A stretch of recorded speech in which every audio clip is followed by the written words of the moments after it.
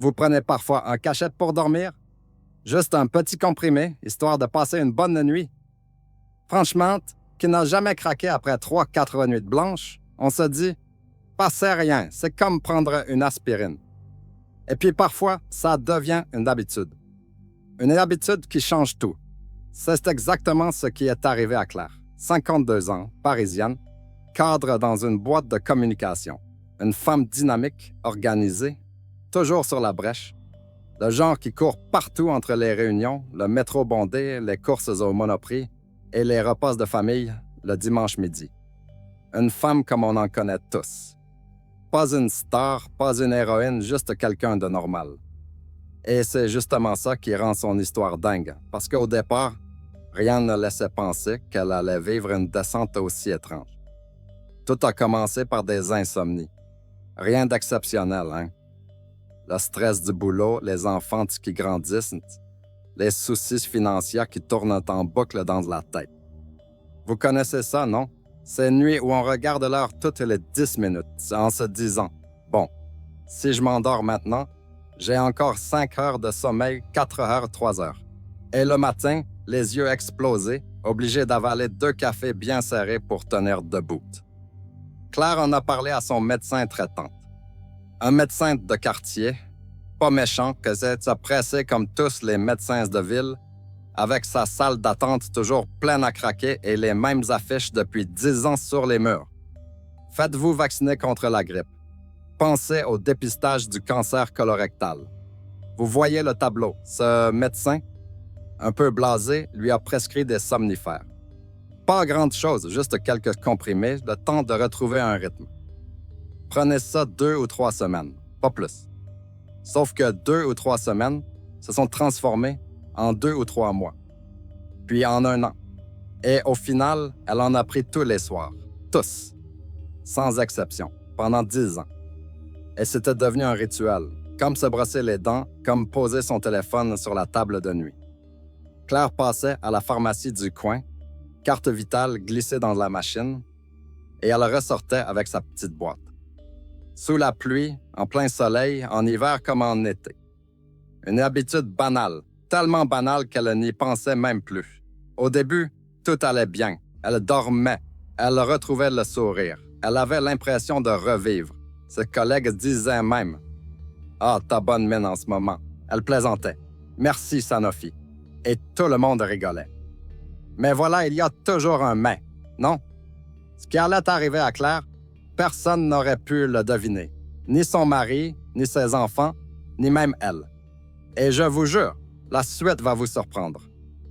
Parce que ce petit cachet du soir, celui qu'elle avalait comme un bonbon à la menthe, allait peu à peu lui voler quelque chose de précieux.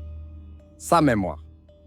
Et vous, honnêtement, vous auriez arrêté au bout de quelques semaines, ou vous auriez continué vous aussi, rassuré par l'idée que si c'est prescrit, c'est sûr. Tu sais, c'est fou comme on s'habitue vite à certaines choses. Et au début, on se dit « Bon, allez, ça c'est exceptionnel, juste pour me remettre d'aplomb. » Et puis, ça devient comme le café du matin ou la baguette qu'on passe chercher en rentrant du boulot. On ne se pose plus de questions. Pour Claire, les somnifères, c'était exactement ça. Le soir, elle avait son petit rituel. Elle rangeait la cuisine, elle préparait sa tenue pour le lendemain, elle jetait un œil aux infos à la télé. Parfois un épisode d'une série, et puis hop, le petit cachet avec un verre d'eau. Ni plus, ni moins, comme un geste automatique. Et franchement, ça marchait. Elle dormait. Elle se levait reposée, prête à affronter le métro de la ligne 13, serrée entre 2 Parisiens pressés. Elle allait bosser avec ses dossiers bien préparés, ses réunions calées. Son café latte à la main. Tout roulait. Ses proches, parfois, faisaient des remarques.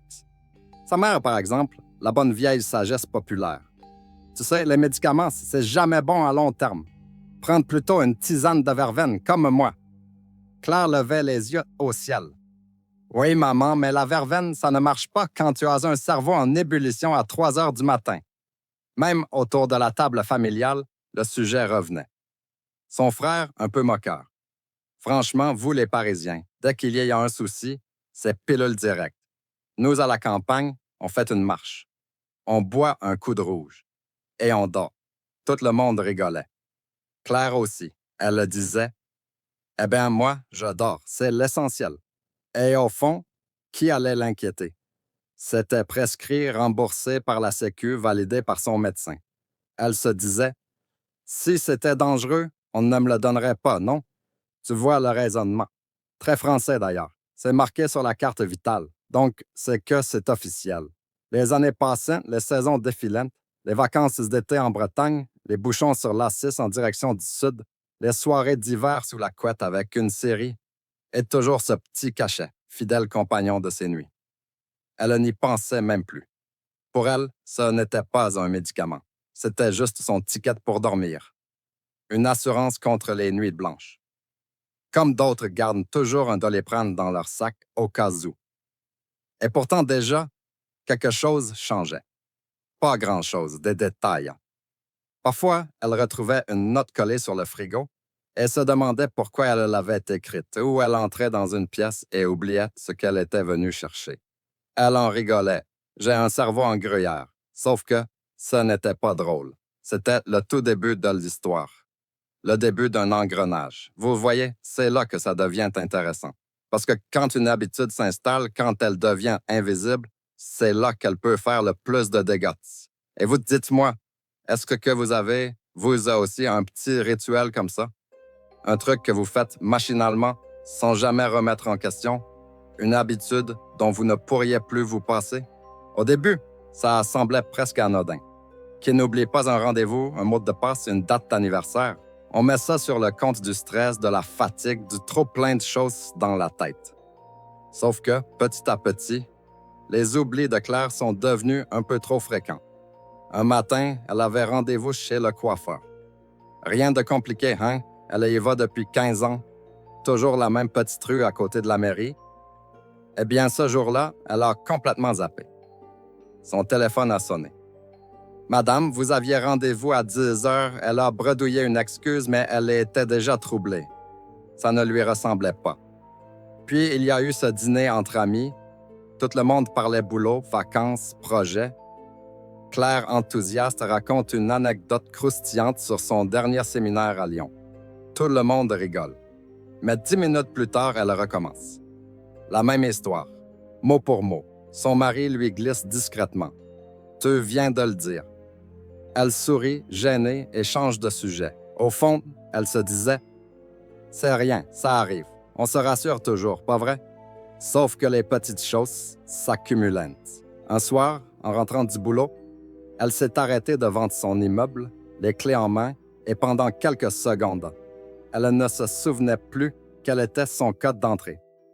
Elle laisse rester plantée là, à pianoter au hasard, le cœur qui battait trop fort.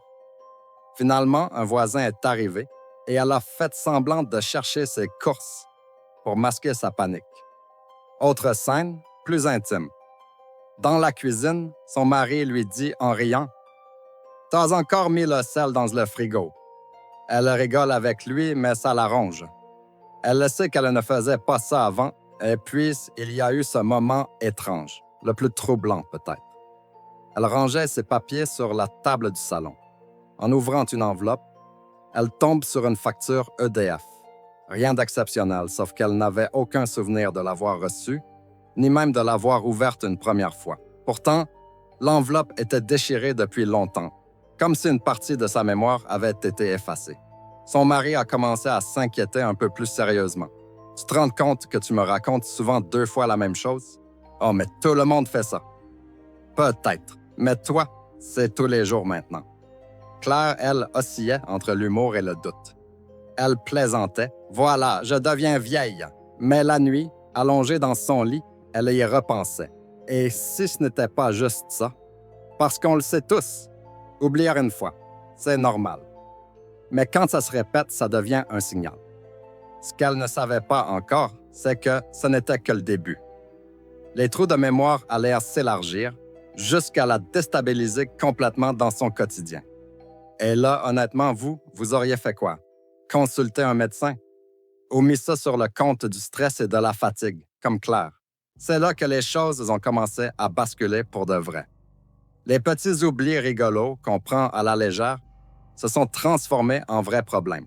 Et pas seulement pour Claire, mais aussi pour son entourage. Un lundi matin, au bureau, elle prépare un dossier important pour un client. Tout est prêt, bien rangé dans une chemise cartonnée, sauf que pendant de la réunion, elle se mélange complètement dans les chiffres. Elle confond les colonnes, elle oublie le nom du client. Son collègue doit la rattraper en direct. Elle en sort humiliée, rouge comme une tomate. Mais qu'est-ce qui m'arrive? À la maison, ce n'était pas mieux. Un soir, elle appelle son fils dans la cuisine. « Louis, viens mettre la table. » Silence. « Louis, et là, son fils débarque, les bras croisés. »« Mais maman, je m'appelle pas Louis, c'est Paul. » Elle se fige. Bien sûr qu'il s'appelle Paul. Comment a-t-elle pu se tromper? Elle rigole, essaie de rattraper. « Oh, j'ai trop de trucs en tête. » Mais à l'intérieur, elle est glacée. Un autre jour, en revenant du marché avec son cabasse plein de légumes, elle se trompe de route. Elle prend une sortie d'autoroute qui ne mène pas chez elle. Résultat, 20 minutes à tourner en rond, le GPS qui lui répète la même phrase. Faites demi-tour dès que possible. Elle rentre en larmes, incapable d'expliquer ce qui s'est passé. Son mari, lui, ne rigole plus de tout. Écoute, Claire, là, ça commence à faire beaucoup. Tu devrais consulter. Elle hoche la tête, mais au fond, elle hésite. Parce qu'aller voir un médecin, c'est admettre que quelque chose ne va pas. Et ça fait peur. Finalement, elle prend rendez-vous avec son médecin traitant. Évidemment, impossible d'avoir une place rapidement. Doctolib affiche. Prochain créneau disponible dans 3 mois. La fameuse galère française, elle peste. Elle a rafraîchi la page 20 fois, rien à faire. Alors elle se dit, « Bon, je vais attendre. » En attendant les choses en payant. Un soir, elle range la vaisselle et laisse couler l'eau chaude, pendant presque 1 heure, sans s'en rendre compte. La cuisine est remplie de vapeur quand son mari entre. Un autre jour, elle oublie complètement qu'elle avait allumé une bougie dans le salon. Heureusement, il rentre avant que ça ne devienne dangereux. Autour d'elle, l'inquiétude grandit. Sa sœur lui dit « Claire, on dirait mamie quand elle a commencé à perdre la tête. Tu devrais vraiment faire un bilan. » Ça, c'est la phrase qui la transperce. Parce que oui, elle se souvient très bien de sa grand-mère, assise dans son fauteuil, cherchant ses mots, oubliant les visages. Et Claire refuse d'imaginer que ça puisse lui arriver à elle, à 52 ans seulement. Mais les signes sont là. Impossible de les ignorer. Elle le sent, son mari le voit, ses enfants le remarquent. Et vous, honnêtement, si ça vous arrivait, vous consulteriez tout de suite? Ou vous trouveriez encore des excuses comme Claire? Allez voir, un médecin, ce n'est jamais simple. On se dit qu'on va perdre une demi-journée, qu'on va attendre des heures dans une salle bondée et qu'au final, on repartira avec une ordonnance pour du Doliprane. Mais là, Claire n'avait plus le choix. Son mari insistait, ses enfants la pressaient, elle-même commençait à avoir peur. Alors elle a poussé la porte de son médecin traitant. La salle d'attente, tu connais. Des chaises alignées, des magazines périmés, un vieux Paris Match qui traîne, une affiche sur la grippe saisonnière. 2 enfants qui jouent avec des cubes en bois, un monsieur qui tousse sans arrêt. Claire, elle, attend son tour, le regard perdu. Quand elle rentre dans le cabinet, elle lâche tout d'un coup. Les oublis, la peur, la honte, parfois. Le médecin l'écoute, prend des notes, hoche la tête. Puis il soupire doucement. On va faire un bilan sanguin complet. Peut-être une carence, peut-être la thyroïde. Parfois, ça joue sur la mémoire. Elle ressort avec son ordonnance un peu soulagée, un peu frustrée aussi. Parce qu'au fond, elle espérait une réponse immédiate. Les prises de sang ne donnent rien. Tout est normal. Pas de carence, pas de problème visible. Le médecin l'envoie alors chez un neurologue. Et là, c'est l'étape que redoutent tous les Françaises. Doctolib. Elle se connecte, tape Neurologue Paris. Résultat, premier créneau disponible. Dans 3 mois. 3 mois. Tu parles. 3 mois quand chaque jour, elle a l'impression de perdre un peu plus pied. Elle appelle directement le secrétariat d'un hôpital public. Même réponse. Madame, nous comprenons, mais il y a beaucoup d'attentes. Bref, un mur. Elle a fini par accepter un rendez-vous lointain. Pas le choix. En attendant, les choses ne s'améliorent pas. Elle part en week-end en Provence avec son mari, histoire de souffler, de prendre l'air. Elle se dit, peut-être que c'est juste le stress, peut-être qu'en me reposant, ça va passer. Le premier matin, elle descend acheter des croissants à la boulangerie du village et devant la caisse, plus aucun souvenir de son code de carte bleue, vide total. Elle bredouille, elle sort un billet de 10 € en tremblant. La boulangère la regarde avec pitié, elle rentre dans la petite maison de location, elle s'enferme dans la salle de bain et fond en larmes. Son mari la prend dans ses bras. « T'inquiète pas, on va trouver. » Mais elle n'y croit plus. Le jour du rendez-vous, enfin, elle arrive à l'hôpital. Et là, c'est le labyrinthe. Les couloirs interminables, les panneaux qu'on ne comprend pas, les portes qui se ressemblent toutes. Elle demande son chemin 3 fois, finit par arriver en retard au service. Typiquement le genre de situation qui te met les nerfs en pelote. Le neurologue l'examine, lui fait passer quelques tests. Retenir une série de mots, recopier des figures géométriques, répéter des phrases. Claire se sent comme une écolière prise en faute. Le verdict tombe. Rien de vraiment alarmant pour l'instant. Peut-être du stress, peut-être un burn-out. Reposez-vous, partez en vacances. Voyez un psychologue. Elle ressort encore une fois avec rien.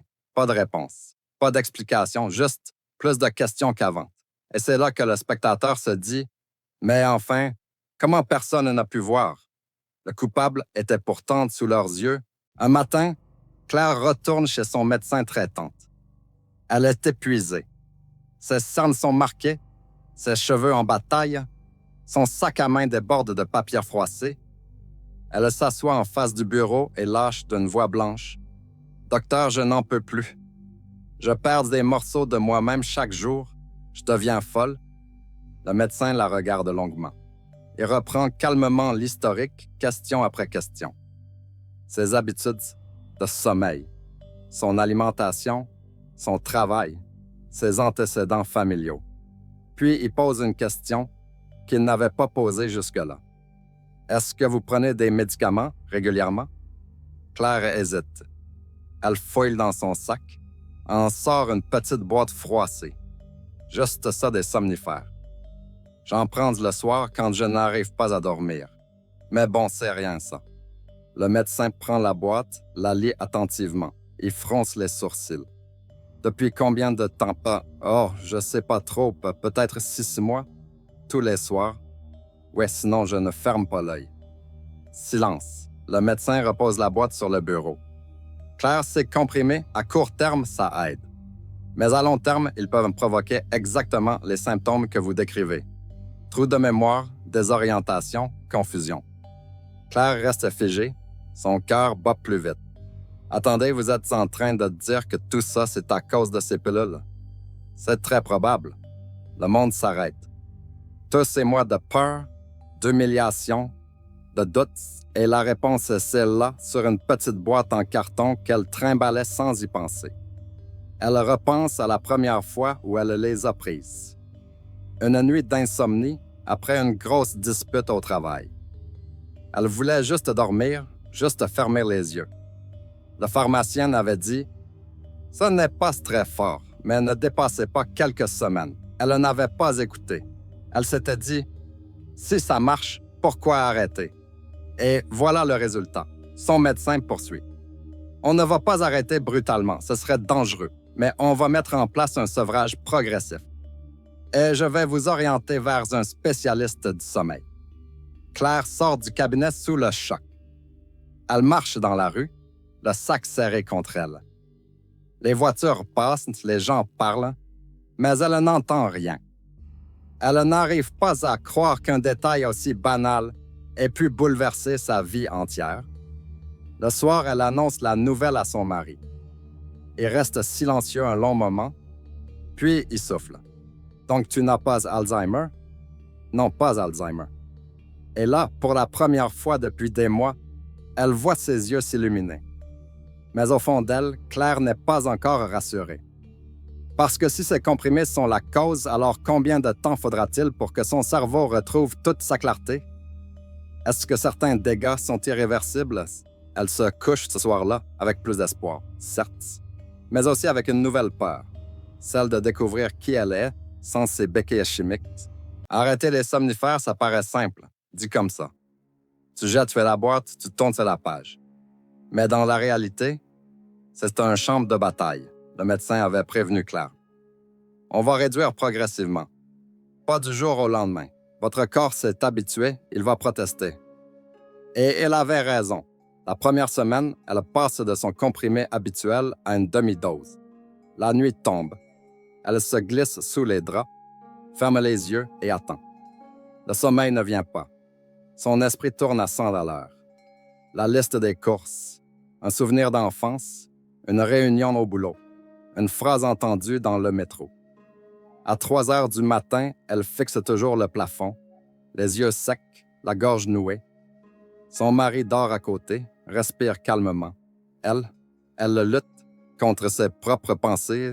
Au matin, elle se traîne hors du lit comme un zombie. Ses gestes sont lents, ses mots s'en mêlent. Elle renverse son café, oublie ses clés. Mais cette fois, elle sait pourquoi. Elle sait que ce n'est pas son cerveau qui part en morceaux, mais son corps qui réclame sa dose. Les jours suivants ne sont pas plus tendres. Tremblements, angoisse, palpitations. À certains moments, elle a envie de tout abandonner, de reprendre un comprimé entier juste pour dormir. Elle ouvre la boîte, regarde les petites cachettes blanches alignées comme une armée silencieuse. Et parfois, elle en pleure de rage. Mais il y a aussi des petits miracles. Un matin, après une nuit hachée mais sans médicaments, elle ouvre la fenêtre et sent l'air frais sur son visage. Et elle se dit « J'ai tenu ». C'est une victoire minuscule, mais immense pour elle. Son mari la soutient, même si parfois il ne sait pas quoi dire. Une nuit, alors qu'elle tourne en rond dans le salon, il se lève, lui prépare une tisane, s'assoit en face d'elle. Pas un mot, juste sa présence. Et ça suffit à la calmer un peu. Elle découvre aussi d'autres armes. La respiration profonde, les podcasts apaisants, l'écriture. Sur un carnet posé à côté du lit, elle note ses pensées, comme pour les vider de sa tête. Elle y griffonne des phrases décousues, des listes absurdes, des souvenirs fugaces. Mais au moins, il ne tourne plus en boucle dans son esprit, et peu à peu, les choses changent. Les nuits restent courtes, mais elle réussit à grappiller 2, 3, parfois 4 heures de sommeil d'affilée. Ses trous de mémoire diminuent. Elle recommence à se souvenir des petits détails. Le prénom de la voisine, le code de son immeuble, la recette de sa quiche préférée. Des choses banales, mais qui, pour elle, ressemblent à des trésors retrouvés. Il y a encore des rechutes, des moments de découragement. Une nuit d'insomnie totale, elle craque et avale un demi-comprimé. Au réveil, elle se sent coupable, comme si elle avait trahi sa propre bataille. Mais son médecin la rassure. Le chemin n'est pas linéaire. L'important, c'est de continuer à avancer. Et Claire avance, à petits pas, à tâtons, mais elle avance. Dans le miroir, elle recommence à reconnaître son reflet. Son sourire revient, fragile mais présent. Elle n'est pas encore totalement sortie du tunnel, mais pour la première fois depuis des mois, elle voit une lumière au bout. Les mois passent. Lentement, douloureusement parfois, mais avec une direction claire. Sortir de l'ombre. Claire a presque terminé son sevrage. Les comprimés ne sont plus qu'un souvenir. Une boîte vide qu'elle a finalement jetée un matin, sans trembler. La nuit, elle ne dort pas toujours parfaitement. Non. Mais elle a appris à apprivoiser ses insomnies. Plutôt que de les subir, elle les transforme. Elle lit, elle écrit, elle écoute le silence de la maison endormie. Paradoxalement, ces heures volées lui paraissent moins terrifiantes qu'avant. Et puis, il y a surtout ce sentiment qui revient peu à peu. La clarté. Son esprit n'est plus noyé dans le brouillard. Elle se souvient, elle rit. Elle retrouve des sensations qu'elle croyait perdues, le goût du café du matin, L'odeur du linge chaud, le plaisir de marcher dans une rue familière, sans se sentir étrangère à sa propre vie. Son mari, témoin de cette métamorphose, lui prend parfois la main sans un mot. Il sait qu'ils ont frôlé le pire. Il sait que la peur d'Alzheimer avait tout assombri. Et maintenant, il la regarde comme on regarde quelqu'un qui revient d'un long voyage au bord du gouffre. Un soir, assise sur le balcon, Claire regarde le ciel qui s'assombrit. Les premières étoiles apparaissent. Elle ferme les yeux et inspire profondément. Elle se dit que tout aurait pu basculer autrement. Si le médecin n'avait pas posé cette question précise, si elle n'avait pas avoué ses somnifères, elle se verrait peut-être déjà internée, étiquetée comme malade incurable. Sa vie entière aurait pris un autre chemin. Elle frissonne rien qu'à cette pensée. Alors, elle écrit dans son carnet une phrase simple, presque comme un mantra. « Je ne suis pas folle. Je n'oublie pas qui je suis. » Ce carnet devient son allié. Elle y note ses progrès, ses rechutes, ses petits instants de victoire. Elle se rend compte qu'écrire, c'est une autre manière de se soigner, une façon de reprendre possession de son histoire. Au fil des semaines, Claire en parle autour d'elle. À une amie qui confiait prendre des somnifères de temps en temps, elle raconte son parcours. À une collègue stressée, elle explique comment l'insomnie peut devenir un piège. Elle n'a pas honte. Au contraire, elle se sent investie d'une mission. Prévenir, éveiller les consciences. Et surtout, elle se pardonne. Elle arrête de se juger pour ne pas avoir vu plus tôt, pour avoir ignoré les conseils de pharmaciens, pour avoir tenu trop longtemps dans le silence. Elle accepte que parfois, on fait de son mieux avec les armes qu'on a, même si elles ne sont pas les bonnes. La renaissance de Claire n'est pas un feu d'artifice. C'est une flamme lente, fragile mais constante. Chaque jour, elle s'autorise à se dire « Je vais mieux ». Et si une nuit l'insomnie revient, si une angoisse ressurgit, elle n'y voit plus une fatalité. Elle sait qu'elle a traversé pire. Elle sait qu'elle peut tenir. Parce qu'au bout du compte, cette épreuve lui a appris une vérité qu'elle n'oubliera jamais. La frontière entre la maladie et l'illusion est parfois ténue. Mais tant qu'on garde la lucidité de chercher, de questionner, d'écouter, on peut retrouver le chemin vers soi. Claire sourit.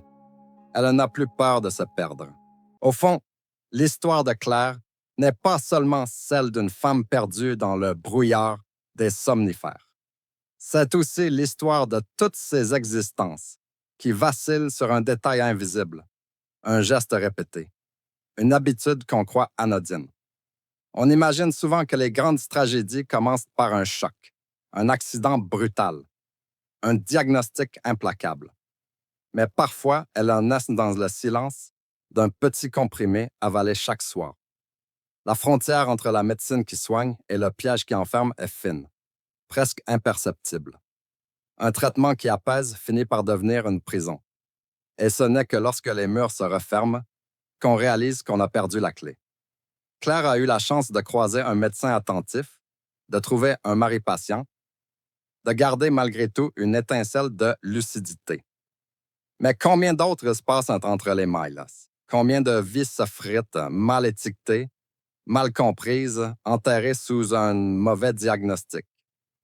Alzheimer, dépression, folie des mots lourds qui marquent au fer rouge. Cette histoire nous rappelle une chose essentielle.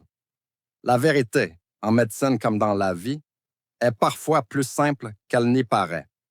Elle se cache derrière des détails, derrière une question posée au bon moment, derrière le courage d'avouer une habitude qu'on préfère taire.